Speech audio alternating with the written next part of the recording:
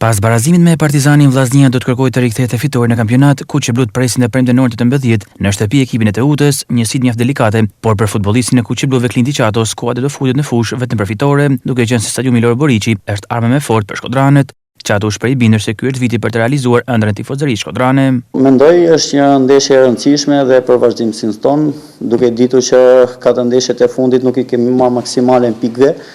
Mendoj që Teuta është një skuadër e kompletuar, është një skuadër që nuk han gola dhe është e vështirë që të lejmë pikë, por mendoj që në Shkodër ne kemi armën më të fortë fushën dhe mendoj që do dalim me 3 pikë. Lojtarët duke ditur që kemi pasur këto probleme me dëmtime, kanë qenë shumë dëmtime në fakt.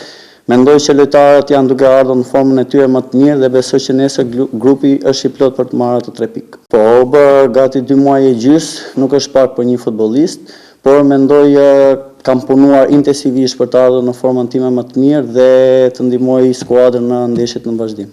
Mendoj që vjet kemi bërë një punë të mirë, pavarësisht mbylljes jo të mirë që ne bëm, por shpresoj që këtë vit do ta realizojmë ëndrrën e gjithë shkodranëve. Ne kemi vënë një qëllim vetes që në të 4 fazat të dalim në vendin e parë. Mendoj deri tani jemi duke realizuar, por e shohim dhe në ndeshjet në vijim. Pas 12 javësh kampionat, Vllaznia mban vendin e parë me 24 pikë, po Asa Elbasani që ndjek nga pas.